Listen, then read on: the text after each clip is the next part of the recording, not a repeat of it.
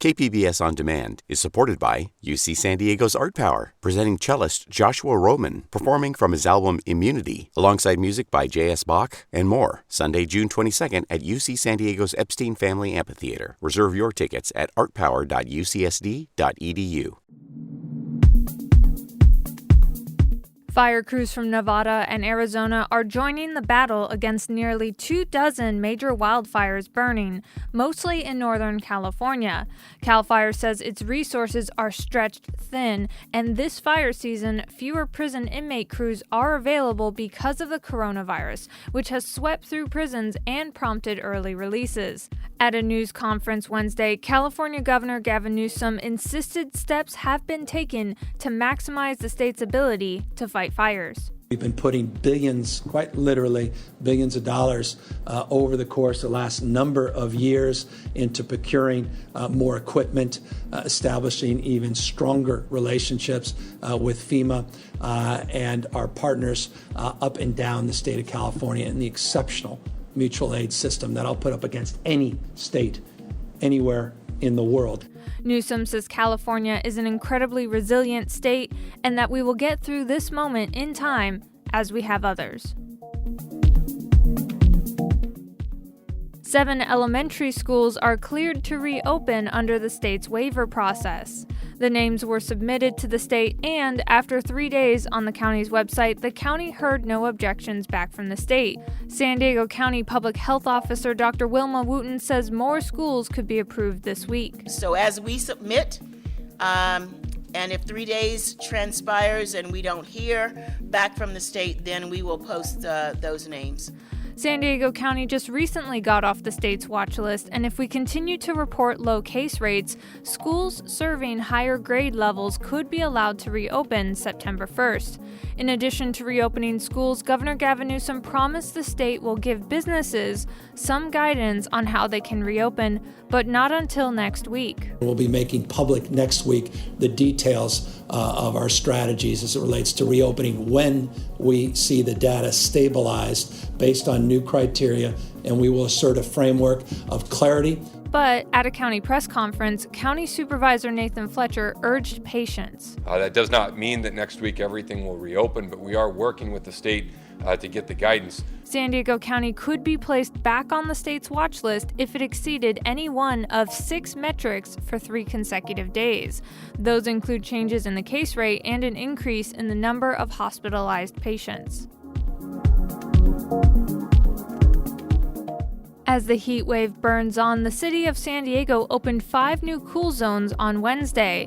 Tavy Davis is with the City Heights Recreation Center and Mid-City Gym. What we offer here besides the big cool zone is just a clean, safe area for the public to come if they don't have a cool zone to go to. We are offering water and, of course, going by county guidelines, to protect everyone as far as protocols. If you want to go to a cool zone, expect to have your temperature taken at the door, and you must wear a mask. The cool zones are open daily from noon to 5 p.m. We have a full list of cool zones on our website at kpbs.org.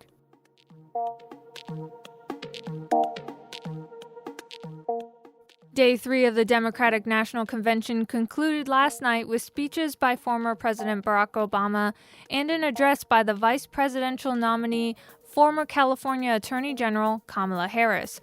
And we're on for Day 4 tonight with Joe Biden accepting his party's nomination. Be sure to tune in to KPBS Radio starting at 6 p.m. or catch it this evening on KPBS Television. If you miss it, you can always go online at kpbs.org to get the latest recap. I'm Annika Colbert. It's Thursday, August 20th, and you're listening to San Diego News Matters from KPBS News. Stay with me for more of the local news you need to start your day.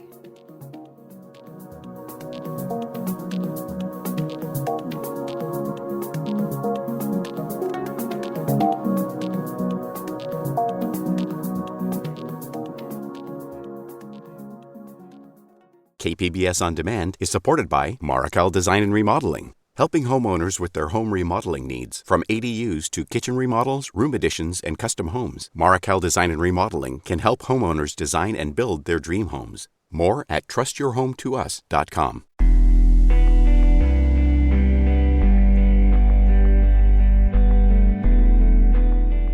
San Diego County's childcare providers who've seen their costs go up and their revenue go down because of the pandemic can now apply for a little relief. The county is offering small grants using federal CARES Act funding. KPBS's Claire Tregeser reports. The county is planning to spend $25 million to help existing home daycares and larger childcare centers with costs related to COVID-19. Many have cut their class sizes and taken on extra cleaning and staffing costs, and so they've taken a financial hit. Some say they are in danger of going out of business. In-home daycares can apply for grants of around $3,000, while larger childcare centers can get between $100 and $175 per child. Pamela Gray-Payton is the vice president of the San Diego Foundation, which is distributing the grants. What we are really hoping this child care grant will allow is to create more space for children because families are able to return to work. And it's really our hope that even those facilities right now who may be working at minimum with 2 or 3 students or children will be able to actually increase their capacity. She says the money can be spent on almost anything. What are the needs within your indoor space in terms of cleaning and supplies? You can use the grant to pay for the rent on your space. You can use the grant to pay for staffing. Providers can begin applying for the grants on Monday at sdfoundation.org/childcaregrants. They will accept applications for 10 days and then will begin awarding the money within a few weeks. That was KPBS investigative reporter Claire Tregeser.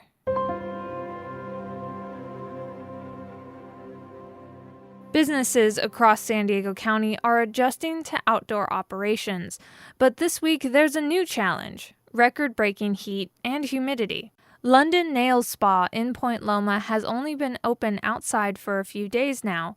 Owner Cindy Fawn says the heat makes doing nails tough. The chemical, when we use for nail polish, it dries really fast. So it's hard to work with.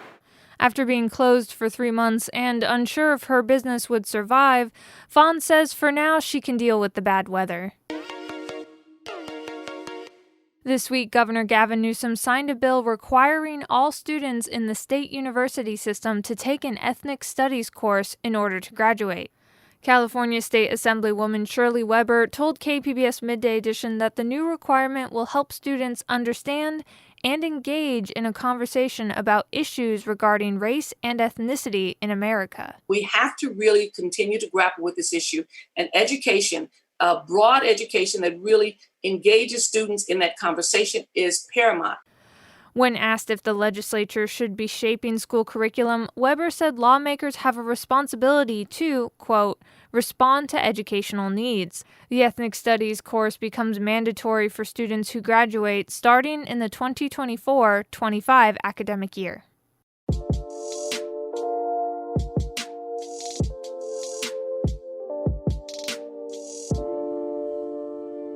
Indoor dining is still banned across the state of California, leading many restaurants to take their business outside. In City Heights, some Vietnamese restaurants are not only moving outdoors, but changing menus to match their new setting. KPBS reporter Max Rivlin Nadler has our story. On El Cajon Boulevard, the restaurant New E has completely altered its menu to offer Vietnamese-style street food, more typically found at a night market. Beef, chicken, and seafood sizzle on skewers on a large grill outside the restaurant until late. The El Cajon Boulevard Improvement Association has been helping local restaurants transition outdoors. Julie Tran is a board member with the El Cajon BIA. It feels right at home when you're sitting out there, and I was just thinking, sitting out there, that I just saved $2,000 from having to travel to Vietnam to experience this. I can just drive to City Heights to get that feel of being in Asia, sitting outside, nice weather, good food, have friends, family around. Tran hopes that business owners in City Heights don't give up on outdoor dining when they're finally allowed to operate indoors again. That was KPBS reporter Max Rivlin Nadler.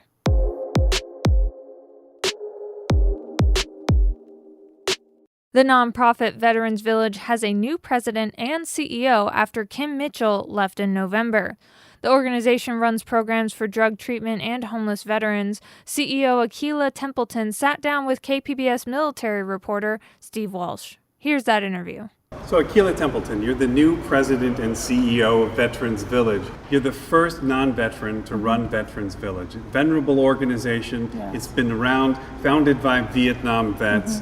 What made you decide to spend your life working with veterans? Over the course of my career, I've worked with several populations who have experienced homelessness, who have experienced poverty and hunger. But the veteran piece, I think, just really struck a chord with me because of the irony there, right? And that irony is what? For me, the irony is just in, the reality that we actually have homeless veterans in America. Are you able to do everything? Drug treatment, outreach to homeless? Are you able to keep every one of your programs up and running right now? I think that we are doing what we can, the best that we can, and so I think there are certain elements of all of those things that you've mentioned that have certainly survived. We are doing outreach, we are providing groups, but we're doing it differently. And so we may not have a situation where you can have 10, 20, 30 veterans in a space, but we're finding ways to do it. You were running a temporary shelter on Point Loma that's since shut down. Are we going to see this Veterans Village changing? Are we going to see a new direction in the next few years? Well, certainly I think all organizations experience some level of change and evolution, right? And that's a good thing, right?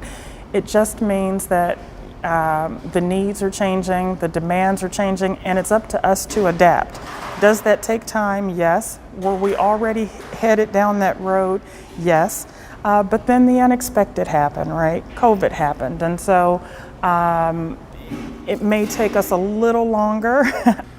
So there are a number of veterans that are housed right now over at the convention center because of COVID-19. Yes. What role are you playing in trying to get a more permanent situation for those veterans? Yeah. So very soon I'll take my first visit down to the convention center to actually see what's happening firsthand. But I can tell you that even though this is only week 3, that was actually my priority coming into the door. And so we've been working diligently over the past couple weeks to collaborate with other agencies, with landlords. We're looking at some of our programs, and we think that we have some pretty solid options for moving some of our veterans from the temporary shelter environment into permanent housing. And what's the biggest impediment there? Do you have enough landlords who are willing to take those vets? Well, I think the challenges are the same everywhere, right? There is a low inventory of affordable housing. There are eligibility requirements. There's bureaucracy and paperwork and all of that. And so each situation is different. We are certainly looking at each case, each individual, each veteran. You're not full here right now. Is this a place where those veterans could be going? This is an option, and so actually we've done plenty of outreach at the shelter. We are working with veterans to determine if this is the best fit for them, and so for those veterans willing to come and enroll in some of our existing programs, we have certainly presented them with that opportunity. Thank you so much for talking to us. No problem. That was Akilah Templeton, the new head of Veterans Village, speaking with KPBS military reporter Steve Walsh.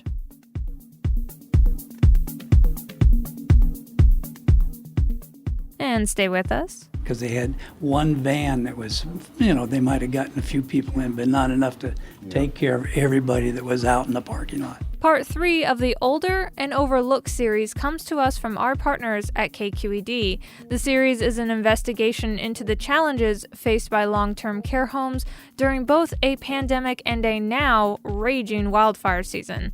That's up next after this break.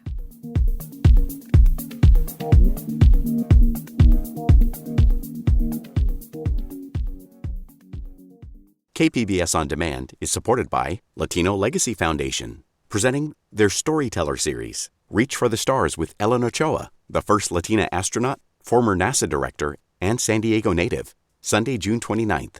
More at latinolegacyfoundation.org.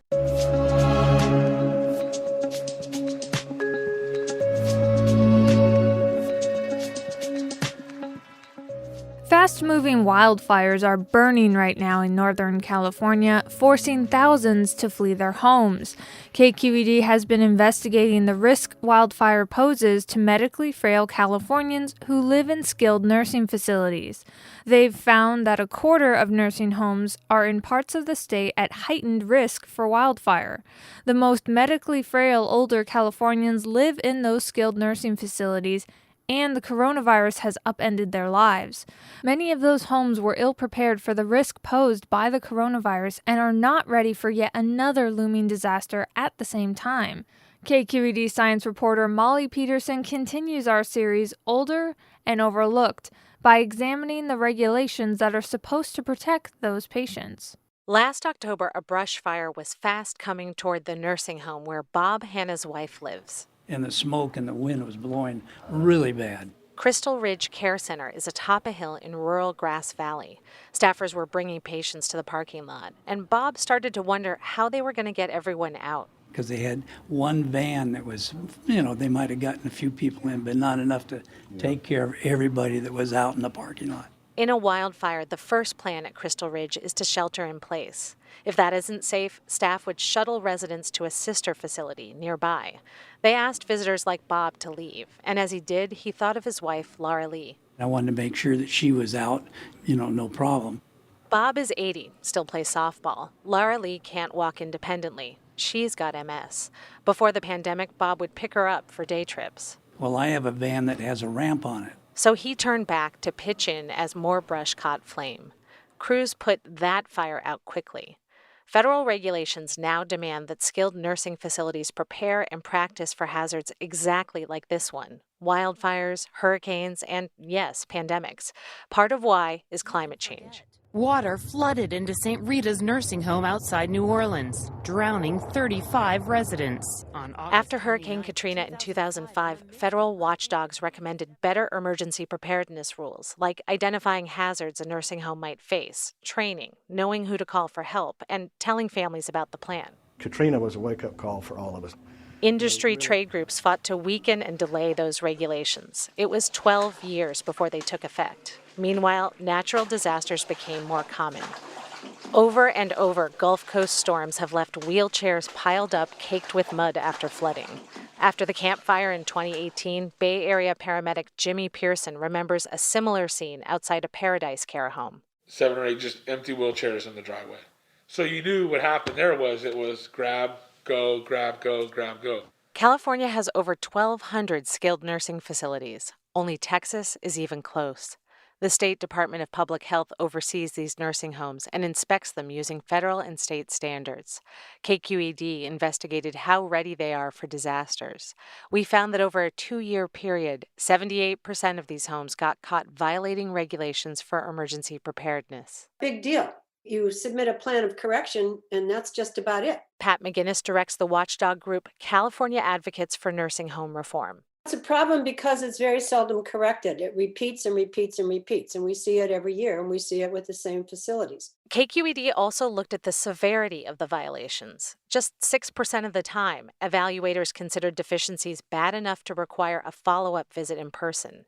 McGinnis says if you're missing an emergency plan, that's not even labeled an actual harm. We really need to have an oversight agency that gets out there, tries to find problems in advance of the tragedies. How serious is this? How many residents could potentially be affected by this? And how severe is this violation? And of course, we don't do that. Last fall, federal auditors criticized California for its oversight of emergency preparedness at nursing homes. They said the state should offer more training and inspectors should visit facilities more often. The California Department of Public Health rejected those recommendations, saying it doesn't have enough staff or resources. CDPH denied our request for a taped interview and did not respond to written questions. You picked a good day to come out. Good morning. Good morning. How are you, sir? Okay, you? Okay. In February, I met Ray Bodewin at the Sequoias in Portola Valley. It's part of a small group of care homes. Bodewin is the director of facilities and a former fireman. Bodewin says it's rare to get through inspections with zero problems, but being without a comprehensive emergency plan? Yeah, I think that's pretty serious if you don't have an emergency plan. I don't really understand how you can even get licensed. Being prepared is a huge capital investment, he says, especially now. Bodewin's plan is so big it has cheat sheets and color codes. For example, we have code silver for active shooter, code yellow for bomb threat, code pink, missing resident, which is always an issue. And then we have code beige, which is for mountain lion. A pandemic is in there too. He says the 3 facilities he oversees have been in an emergency for months. They use the same management style police and firefighters do. One commander with clear responsibilities for everyone below. You can see the body language from the staff. They're worn out. I mean, this has been an active situation since late February. It's kind of like a war. It doesn't go away. None of his facilities have yet found COVID-19 among patients. I am still knocking on wood. But if fires come, Bodewin says the pandemic will complicate evacuations. Be smaller groups and force them to be more spread out. It's going to be more of a campground style. Bodewin says he might have to move residents as much as 100 miles away from home. Because I have to worry about air quality. The residents may have a compromised immune system. They may have respiratory issues, cardiac issues. So I've got to get them in a safe zone. The trade group representing most nursing homes in the state, the California Association of Healthcare Facilities, offers training and templates for emergency plans. But the state has suspended routine inspections during the pandemic. And critics say state and federal policies do little to encourage preparedness. You need to be able to hit them where it hurts. Pat McGinnis argues the state should levy more fines and even block nursing homes from admitting patients. And that's not going to be in their hearts. That's going to be in their wallets. Violations almost never cost a facility money. The California Department of Public Health rarely issues fines. When they do, facilities can appeal. I think the regulatory structure in nursing homes desperately needs to be changed. That's Mike Wasserman, a gerontologist who used to run a company overseeing 70 nursing homes. Now he leads a reform-minded group, California Association for Long-Term Care Medicine. Wasserman says issuing fines doesn't touch the actual problem. Nursing home real estate owners are today's slumlords. He argues that owners limit their financial liability with webs of corporations, different companies for property, for operations, for management. That makes fines just a small cost of doing business. You can just ask yourself where that's going to end up from a quality perspective, where that's going to end up if there's a fire, where that's going to end up if there's a pandemic. And we're seeing the results. He says the state should demand more transparency about corporate ownership. Without it, the people who suffer are the patients and their families. COVID-19 outbreaks are overwhelmingly common in California nursing homes. Where they're at risk for fire, more than half of skilled nursing facilities have reported cases of the virus too. They include Randy Odette's 96-year-old mother, who is recovering from COVID-19. She's just like 80 pounds and she sleeps all the time. The facility where Betty Odette lives, Astoria Nursing and Rehab Center, has reported over 140 cases of the coronavirus. 25 people have died. Infection control. These are all separate complaints? Randy reads a list of active and proven complaints since the pandemic began. Facility staffing, pressure sores, infection control practices not followed. God bless, man. Randy took care of her mom for a decade before finding Astoria on the edge of the San Fernando Valley. Now she lives in an RV parked on a wide street near the same steep hillsides that threaten the facility. She was born and raised here. She knows fire comes without warning. The mountain is dry. Pretty dry up there, but that's California. Randy asked the administrator about Astoria's emergency plan. He's supposed to let her see it. He pointed her to a sign on the wall, like what you'd see at a Motel 6, showing where the emergency exits are. The state has got to be responsible for these homes. Now she's scared and a little angry. I mean, they can't help themselves, the patients, and it's really not up to the staff. Odette believes the staff at Astoria didn't pay attention to COVID-19 until it was too late. She fears the same will be true when a wildfire comes. Nursing homes are obligated to protect their residents from disasters, no matter how frequent they are or how often they overlap. Right now, we can't really be sure they're all doing that. That was science reporter Molly Peterson from our partners at KQED. San Diego News Matters is a daily morning news podcast powered by all of the reporters, editors, and producers in the KPBS newsroom. Tune in to KPBS Midday Edition at noon on KPBS Radio or KPBS Evening Edition at 5:30 p.m. on KPBS Television to keep up with the news throughout your day. You can also find us on Twitter at KPBS News, or to find our podcast producer, Kinsey Moreland, she's at Kinsey. And as always, you can find more KPBS podcasts like Only Here or Cinema Junkie on our website at kpbs.org/podcast or wherever it is you get your podcasts. Thanks for listening.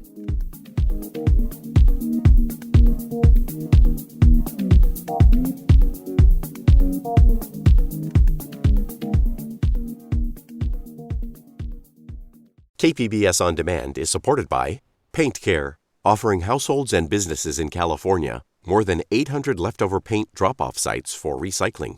Quantities of 100-plus gallons of paint may qualify for a large volume pickup. Learn more at paintcare.org.